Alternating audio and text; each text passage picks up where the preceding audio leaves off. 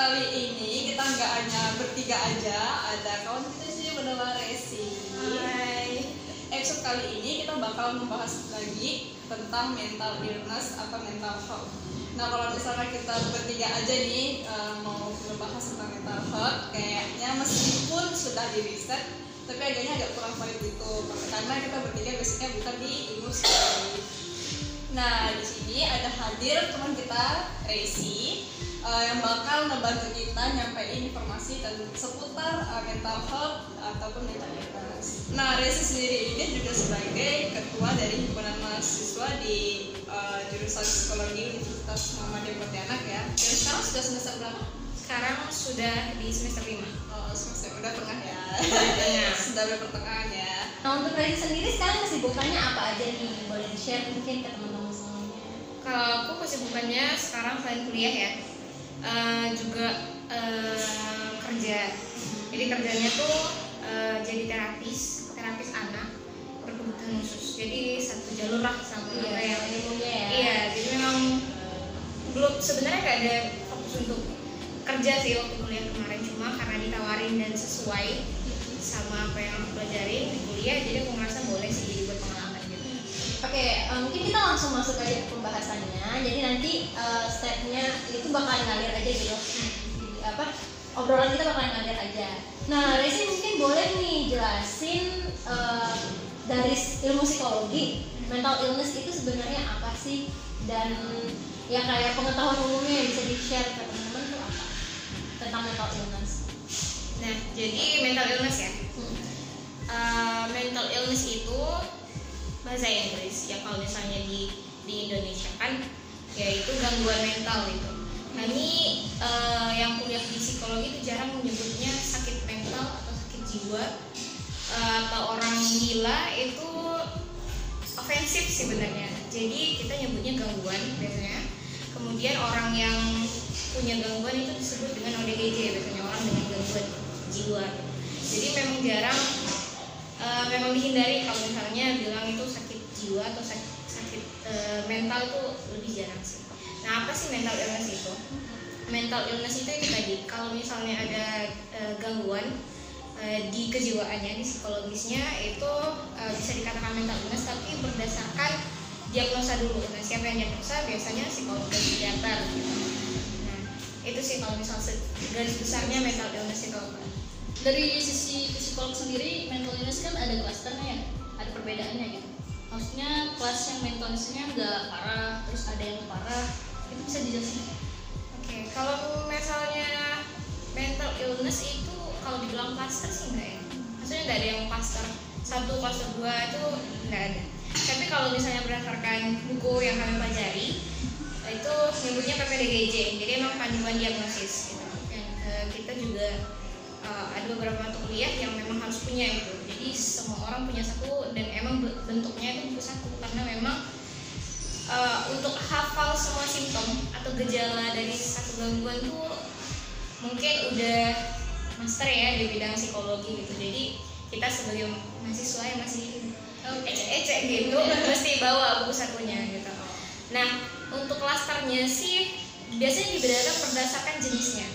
Misalnya kalau misalnya anxiety, nah anxiety itu ada apa-apa aja.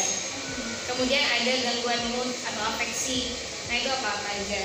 Nah, di situ nanti untuk parah atau tidak parah atau seperti itu tuh biasanya ditentukan oleh siapa yang mendiagnosa sih, biasanya psikolog apa psikiaternya, bisa kayak gitu. Jadi untuk dari klasternya sendiri, dari PPDGJ atau kalau misalnya internasional itu DSM, nah itu tidak ada klaster yang memang udah klasternya tuh nggak ada. Berarti nggak ada spesifik untuk klasternya ya? Nggak ada. Itu berarti dibedakan secara jenisnya aja. Secara jenisnya. Berarti kalau untuk kategori ringan, sedang, berat itu kalau di mental illness nggak ada ya? Ada sih sebenarnya, tapi itu kan disesuaikan juga dengan frekuensinya, terus durasi terjadinya, apakah sering, apakah sudah bertahun-tahun. Biasanya gitu. Kalau misalnya psikolog atau psikiater mau diagnosa, lihat di situ dulu.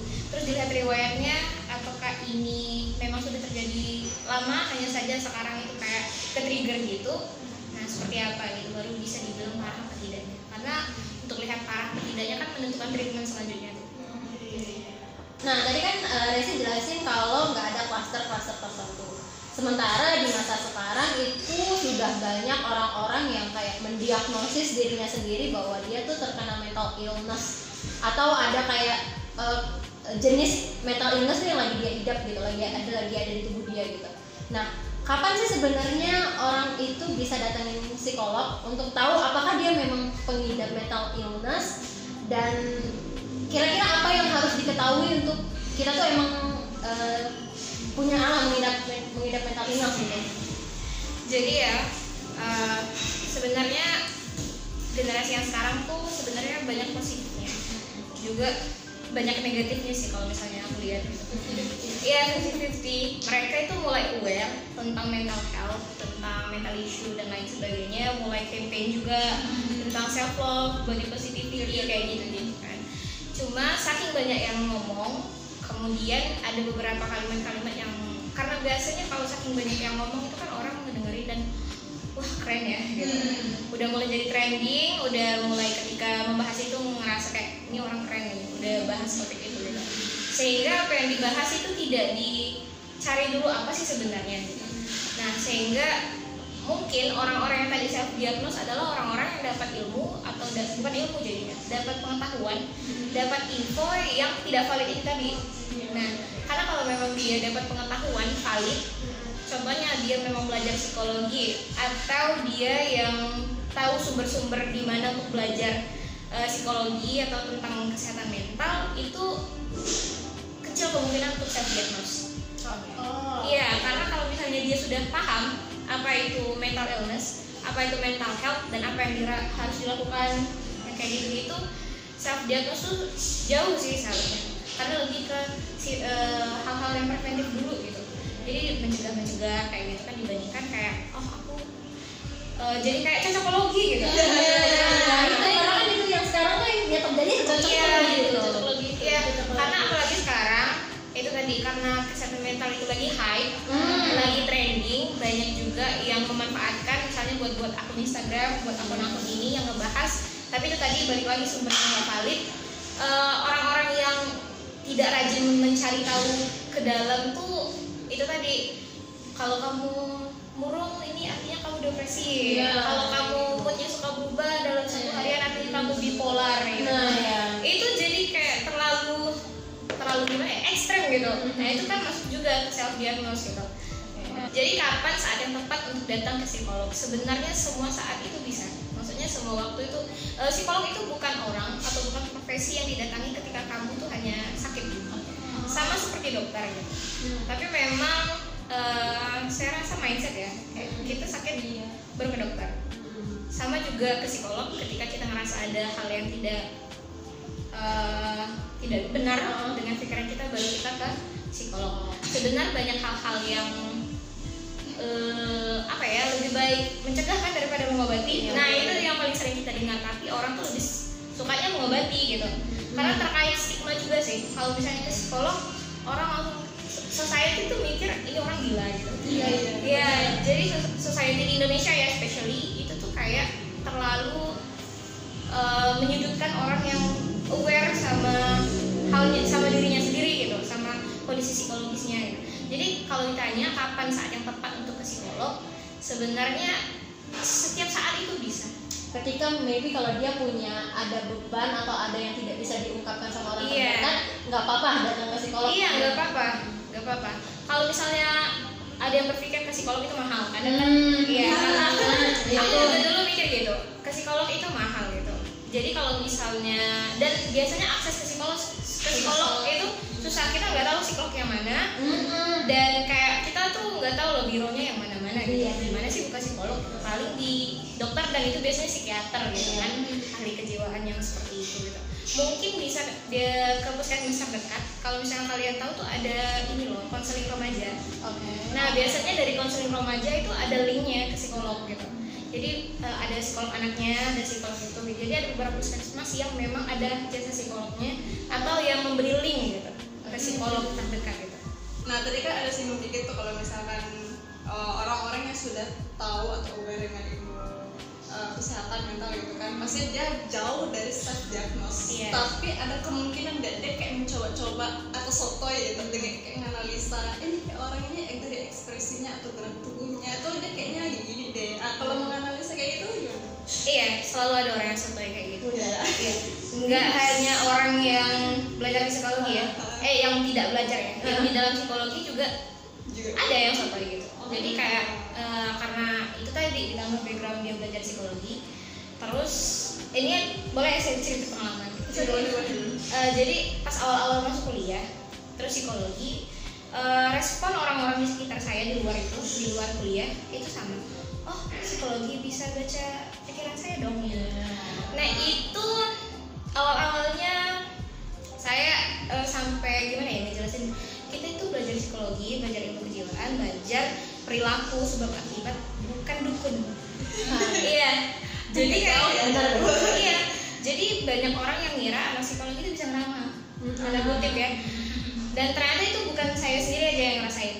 Ternyata teman-teman yang lain juga ngerasain hal yang sama gitu. Artinya itu kan udah jadi stigma di masyarakat ya, kalau anak psikologi itu emang bisa ngeramal. Sebenarnya ngeramal di sini itu bukan ngeramal yang coba kau lihat tangan kamu, bukan gitu sih sebenarnya. Tapi kita butuh interaksi, kita butuh komunikasi gitu sama orang sehingga kita bisa kayak punya hipotesa sendiri lah, ini kayak orangnya seperti ini deh, orangnya kayaknya kepribadiannya sini. Tapi balik lagi itu masih kayaknya gitu. Dan itu tadi, dan beberapa orang yang belajar psikologi ataupun cuma tahu-tahu dikit aja tentang psikologi memang ada yang sotoy kayak gitu. Dan parahnya kadang kesotoyan itu malah dijadikan profesi tuh. Nah, iya.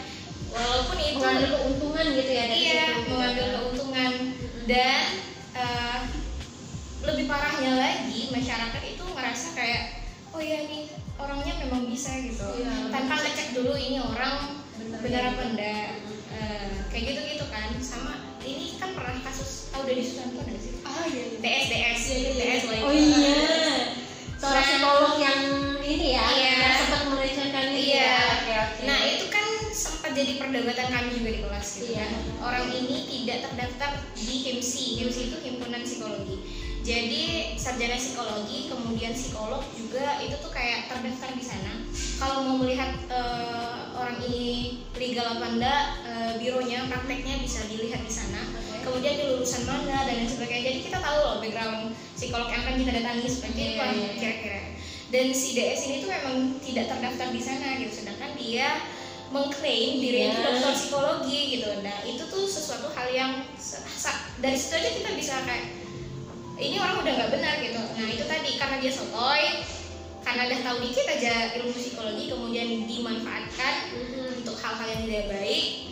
Nah jadilah seperti itu tadi. Itu tuh berjalan seiringan dengan harapan orang ingin pulih loh. Oh iya. Nah jadi itu memanfaatkan harapan orang itu sedih sebetulnya ya. Nah itu tadi. Apalagi kalau orang yang benar-benar dia nyatanya pengen pulih kan. Iya itu tadi, kalau memang pengen pulih dapat pula praktisi psikolog yang tidak itu tadi.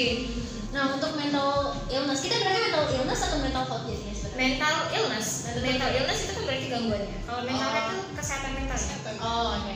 Nah untuk mental illness sendiri itu ada faktornya nggak sih? Maksudnya selain mungkin dari eksternal, bisa jadi mungkin dia turunannya ternyata punya mental illness gitu. Kayak gitu nggak sih sebenarnya? Nah jadi balik ke pertanyaan pertama itu, yang ada nggak sih jenis-jenis kategori itu? Kan ada. Itu tidak hanya berdasarkan kategori simptom-simptomnya kayak anxiety sama yang misalnya anxiety sama yang sifatnya neurologis gitu kan. Ada juga yang untuk anak-anak biasanya beda juga, jadi kayak gangguan perkembangan anak. Nah kalau misalnya dari anxiety dan lain sebagainya ada kayak satu kesamaan, biasanya dia penyebabnya tuh eksternal, misalnya dari keluarganya itu cara mendidiknya seperti apa. Kemudian dari dalam diri juga bisa, dari biologisnya.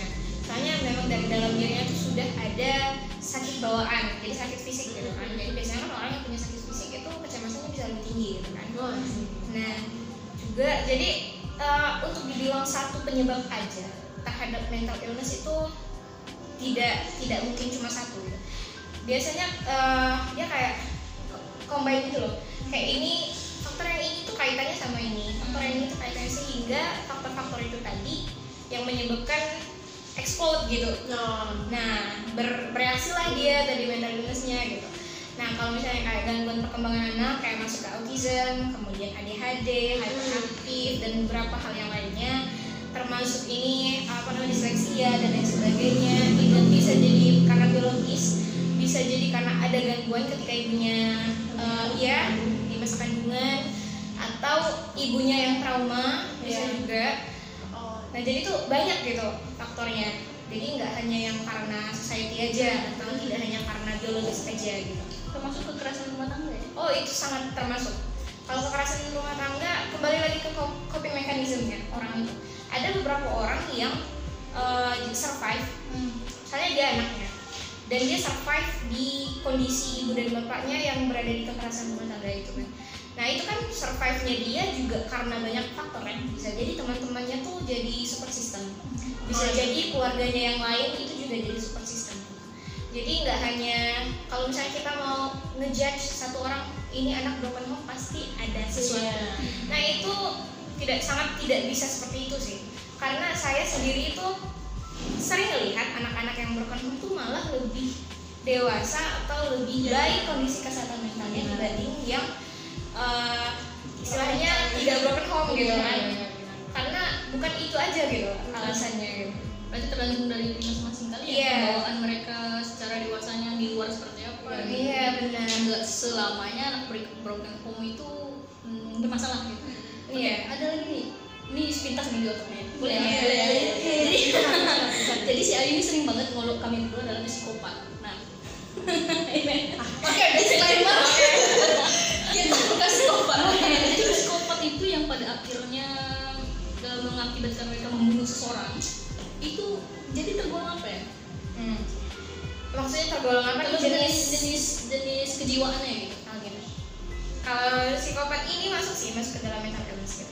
Kalau dibilang apakah dia parah apa enggak, itu termasuk salah satu mental illness yang pro kontra juga.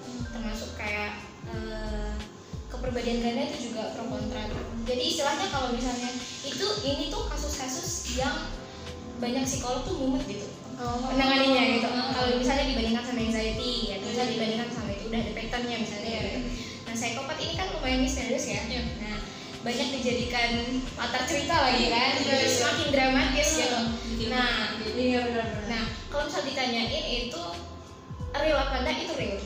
Memang ada kejadiannya, memang ada kasus realnya, tapi memang itu mumet gitu. Istilahnya memang mungkin kalau ada kasus seperti itu mesti psikolog yang benar-benar senior, tidak hanya dia psikolog yang praktisi aja, tapi mungkin dibutuhkan ilmuwan dan lain sebagainya untuk menyelesaikan kasus itu gitu. Ini mungkin bisa terjadi karena mereka mengabaikan hal-hal kecil kali ya. Misalnya mengabaikan kecemasan yang sebenarnya itu udah masuk ke mental illness tadi, tapi mereka mengabaikan, mungkin mereka merasa oh ya udah biasa aja. Karena masih sehat. Aku merasa masih sehat gitu. Mungkin mereka bisa aja ya mengabaikan hal-hal tersebut. Kalau alasannya itu kemungkinan itu selalu ada ya, possibility itu selalu ada, tapi tidak pasti gitu. Nah jadi kalau misalnya serunya kalau belajar psikologi mental health itu kita tuh selalu buka wawasan seluas-luasnya, semua possibility itu bisa jadi kemungkinan, bisa jadi alasan bahwa orang ini kena kasus ini gitu. Tapi kita tidak bisa memastikan itu gitu. Nah jadi memang kayak kita tuh bicarain manusia loh. Manusia tuh tercomplicated gitu. Nah paling complicated biasanya aja kalau misalnya si A kena gangguan ini, si B juga kena gangguan sama, treatmentnya tuh aja bisa beda sama sekali gitu. Karena itu tadi complicated gitu. Jadi memang memang mesti dicari akarnya gitu. Ini gangguan, misalnya kalau emang dia terdiagnosis gangguan apa misalnya seperti itu, emang harus digali sampai akarnya. Karena kalau misalnya gangguan kesehatan mental, kalau cuma dikasih obat untuk nenangin saraf atau nenangin dirinya gitu, itu sifatnya meredakan sih, bukan yang mencari sampai akar. Karena di kepala gitu. Jadi emang ya otaknya yang dibenerin gitu, istilahnya gitu ya. Terakhir sih sebenarnya ada sih kasus yang psikopat ini kan kita kebanyakan psikopat tuh orang dewasa ya, tapi terakhir yang saya nonton videonya itu anak kecil. Jadi SMP bukan anak SMP, itu yang dari luar masih nanti cari dulu videonya. Pokoknya dia anak kecil, dia dengan apa ya, jujur gitu. Emang anak kecil pasti jujur. Ketika ditanya sama penyidik itu dia bilang ya saya membunuh gitu. Dia memang jujur, tapi dia memang sudah melatih psikopat itu dengan membunuh hewan. Jadi dia melihara hewan, nanti dia bunuh hewan. Polanya itu pasti selalu hewan. Dia pasti polanya sama hewan. Itu sangat ngebuat saya itu kayak ini anak kecil gitu. Tapi udah berpikiran, bukan berpikiran, udah merasakan jiwanya seperti itu. Sensasi membunuh itu Gimana gitu? Ya memang sih mungkin dari faktor keluarga juga sangat kuat. Iya, biasanya kalau gitu. Biasanya iya, karena kalau misalnya saya belajar juga, kalau misalnya psikolog itu ngadain punya sesi gitu sama kliennya, biasanya memang tidak hanya dari satu perspektif si klien ini aja gitu. Karena ada banyak kemungkinan klien ini tidak jujur, ada kemungkinan klien ini berubah-ubah ceritanya gitu. Walaupun memang suspek utamanya itu ya memang klien itu gitu, tapi kan biasanya dicari juga, digali kiri kanan karena memang itu tadi gitu. Dan nah nih bahas psikopat, psikopat klinis. Jadi banyak juga stigma sih kalau menurut saya ya. Banyak yang berpikir kalau misalnya ada kasus kemudian dia membunuh itu udah psikopat gitu. Kalau udah kasus ngebunuh psikopat gitu. Padahal tidak semuanya sih. Untuk dibilang psikopat kan nggak harus membunuh sih sebenarnya gitu. Walaupun itu biasanya memang kasusnya naik itu karena dia membunuh gitu. Pada akhirnya pada akhirnya biasanya memang gitu. Kenapa dia membunuh dan biasanya dia enjoy ya karena memang biasanya orang yang punya gangguan psikopat itu tadi tidak merasakan emosi biasanya. Jadi saat dia bunuh dia udah gitu.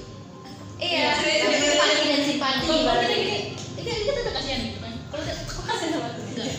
Jadi kayak udah nggak ada lagi yang rasa empati ya. Iya. Dan banyak sih sebenarnya gangguan-gangguan kesehatan mental lainnya yang bisa berakhir membunuh juga gitu. Misalnya skizofrenia itu kan sering dapat bisikan atau kayak punya bayangan gitu kan, misalnya paling sering itu bisikan biasanya. Nah bisikan untuk ngebunuh misalnya itu kan ngebunuh juga gitu. Dan banyak sih kasus yang akhirnya dia ngebunuh dan akhirnya dan setelah itu dia diam aja gitu. Jadi dia merasa ada orang yang ngebisikin padahal itu diri dia sendiri gitu ya. Atau gimana? Dibilang diri sendiri itu juga enggak sih, karena itu tadi kalau udah gangguan mental kan ada masalah di pikirannya gitu. Berarti jalannya ke mindset ya kalau misalnya. Iya di mainnya memang di kognitifnya gitu. Tapi menarik yang bagian itu ternyata pada ibu yang mengandung pun juga bisa ada trauma dan bahkan itu bisa menyebabkan ke janinnya juga ya. Bisa. Kalau misalnya anaknya autis itu juga bisa karena luka masa janin ketika ada trauma, juga karena itu kalau misalnya secara psikologis. Kalau misalnya secara fisik dia bisa karena dia mengonsumsi narkoba atau enggak miras ya kayak gitu-gitu, itu bisa merusak otak anak gitu. Jadi otak janin itu udah rusak di awal ya. Karena tadi barang-barang itu ya. Juga saya pernah ngulik gitu kenapa anak-anak sekarang itu lebih banyak autis, lebih banyak hyperaktif, karena itu salah satu alasannya adalah di perkotaan itu terlalu banyak polusi dan itu mempengaruhi. Itu jadi salah satu pengaruh, tapi kadang kita nggak kepikiran ya. Kayak, oh iya sih gitu kan. Jadi nah itu sih mesti realize di situ gitu. Itu tadi aware itu benar-benar penting gitu, karena kalau kita aware hal-hal kecil seperti itu tuh kita kayak ya ini nggak bisa gitu. Nah ya Dari hal yang kita juga nggak kepikiran di situ gitu ya. Iya gitu. Sampai ternyata sakit gangguan mental tuh ternyata sudah bisa terbentuk dari janin ya. Bisa gitu. Dan itu agak fatal jadi. Pada akhirnya ketika dia tumbuh besar agak fatal. Nah, dia mau cerita sedikit ya, tentang mental illness. Kalau bisa dibilang saya ini orang yang paling sering ditemuin orang-orang tuh cerita. Jadi itu lebih kasarnya kita dibilang pendengar. Dan secara jujur saya juga jarang membuka diri sih sebenarnya. Nah, ketika orang-orang datang, saya sebagai pendengar itu bingung harus menanggapi mereka seperti apa. Tapi pada akhirnya saya mendengarnya, baik mereka cerita, nangis, bahkan ada yang sampai murka berantaknya. Jadi kita secara yang nggak tahu tentang ilmu mental illness ini bingung gitu harus ngapain. Dan ini terjadi memang sih tidak saja, tapi kayak ada jadwal mereka pada akhirnya seperti itu lagi. Jadi kayak mengulang. Bahkan ada sampai yang berhari-hari seperti itu. Itu gimana sih menurut Resi untuk membantu orang-orang yang bisa kita bilang entah itu dia terkena mental illness atau hanya bawaan mereka lagi sedih. Nah itu gimana? Jadi untuk orang-orang seperti itu ya, dan untuk orang-orang yang sebagai pendengar tadi posisinya. Sebagai pendengar. Memang posisinya psikolog ataupun kita lagi sebagai teman curhat. Itu posisi pertama itu memang harusnya menjadi pendengar. Salahnya adalah kadang orang itu cuma ingin didengar, tapi orang ini kayak jadi problem solvernya gitu. Padahal seharusnya kita yang ngedengar itu ngebukain jalan sih sebetulnya, bukan memberikan solusi. Nah ini mungkin banyak yang apa sih kok jadi nggak ngeberikan solusi? Iya. Banyak yang ngerasa pada akhirnya kok gue udah curhat tapi ternyata nggak dikasih solusi apa-apa. Gitu. Karena sebenarnya gini loh, misalnya satu orang ini punya masalah, ini kan masalah di diri dia. Dia punya masalah itu karena dia nggak tahu cara mengeluarkannya dan nggak tahu solusinya seperti apa, sehingga dia butuh perspektif orang lain untuk membukain jalan sebenarnya. Walaupun tadi kalimatnya adalah untuk dicariin solusi atau dibantu penyelesaiannya gitu. Nah itu tadi sebenarnya pertama kita ngedengerin. Nah dari posisi kita ngedengerin aja itu tuh berpengaruh terhadap si orang ini ketemu apa enggak sama solusi dirinya sendiri gitu. Karena kalau misalnya aku nih belajar, aku juga ada belajar gitu di misalnya makulata aku lupa gitu, menjadi pendengar yang baik itu seperti apa. Salah satu yang paling penting ditekankan adalah tidak menginterupsi. Nah itu yang mungkin saya merasa saya lakukan itu. Saya nggak punya hak untuk tahu apa masalah mereka selagi mereka tidak mau mengungkitnya gitu. Jadi ketika dia cerita dan dia bilang dia mungkin mau cerita tapi dia nggak tahu cara ceritanya seperti apa. Jadi saya hanya diam, terus saya lihat apapun yang dia lakuin, tapi saya lakukan gini, saya akan nanya kapanpun dan dimanapun dia, dan saya merasa kalau dia aman saya akan tenang gitu. Terus kalau misalnya dia lagi kita berhadapan, mungkin saya melakukan kontak fisik dengan meluk dia. Apakah itu benar atau kok bagaimana? Tergantung sih ya permasalahannya gitu kan. Kalau emang dia permasalahannya ini tidak harus yang selalu berhubungan sama mental illness ya, tapi itu selalu berhubungan sama mental health. Karena kondisi kesehatan mental seseorang, mau dia sedih, mau dia senang, itu tuh masuk ke dalam topik mental health itu tadi gitu. Nah kalau misalnya dia memang punya masalah dan dia ketemu sama kita dan kita ketemu lagi. Iya, ngedengerin aja gitu. Kalau saya nih dulu sebelum belajar psikologi, saya juga termasuk orang yang kalau misalnya punya masalah teman-teman sering ke saya. Dari dulu tuh saya jadi besar kepala kalau nggak sih. Orang taunya saya konselor tuh gitu kan. Kayak orang punya masalah ke saya dan orang ngerasa kalau ke saya itu selalu dapat solusi, dan saya ngerasa saya lah yang punya solusi. Padahal sebenarnya tidak seperti itu. Orang tuh hanya dapat perspektif baru aja gitu. Makanya sekarang ketika ada orang yang seperti itu, saya lebih kepada buka-bukain pintu gitu. Misalnya dia punya masalah, terus saya tanya balik. Responnya adalah tanya balik gitu. Kalau misalnya kamu seperti itu, terus mau ngapain? Kayak gini gitu kan. Atau kayak gini misalnya. Gitu. Nah misal dari dua option itu, menurutku yang mana yang benar gitu? Yang mana yang salah gitu. Jadi jangan sampai kita ngejudge gitu, kamu tuh salah gitu. Atau kita yang ujung-ujung ngatur dia harus ngambil apa. Iya, nah itu juga udahlah, nggak usah lah seperti itu dan lain sebagainya gitu kan. Kalau menurut pandangan saya ya, itu tuh salah sih sebenarnya. Karena entah itu teman saya sedekat apapun, untuk mengatur seperti itu saya tidak punya hak. Nah itu di luar ilmu psikologi nih, maksudnya di luar saya belajar psikologi. Hal seperti itu tuh tidak, saya nggak punya hak untuk membuat dia seperti ini. Karena kalau saya dipikir lagi, kalau misalnya kita ngatur jalan hidup mereka, mereka ngikutin dan ternyata salah, yang tanggung jawab iya kita yang ngasih solusi tadi itu kan. Nah itu tadi gitu, makanya dan biasanya tuh masalah yang orang-orang yang punya masalah dan minta solusi ke kita itu masalahnya tuh udah selesai gitu, karena itu tadi bukan dari dirinya sendiri. Nah itu juga kalau misalnya dia ke psikolog, dia mesti sadar dulu kalau dia mau menyelesaikan itu. Kalau jadi psikolog itu akan langsung apa enggak langsung selalu kasih pertanyaan, kamu mau gak dinyelesainnya? Saya bantu gitu. Karena kalau misalnya orang ini tidak terbuka, biasanya psikolog tahan dulu. Ya. Biasanya karena psikolog itu tidak boleh memaksa, Jadi menunggu dia dirinya dulu ya, Iya. mau atau nggak berubah gitu. Nah, setelah penjelasan yang tadi nih yang udah cukup panjang, komplit juga. Sebenarnya penderita mental illness itu sebenarnya bisa sembuh nggak sih? Pulih lah minimal. Nggak usah sembuh kan berarti total tuh. Nah, kalau yang bisa pulih nggak? Bisa. Jawaban pendeknya bisa. Caranya seperti apa, treatmentnya seperti apa, nah itu yang dipertanyakan gitu. Oke. Dan diagnosa dulu, itulah penting ya, pentingnya untuk tidak self diagnose karena treatment selanjutnya itu bisa salah.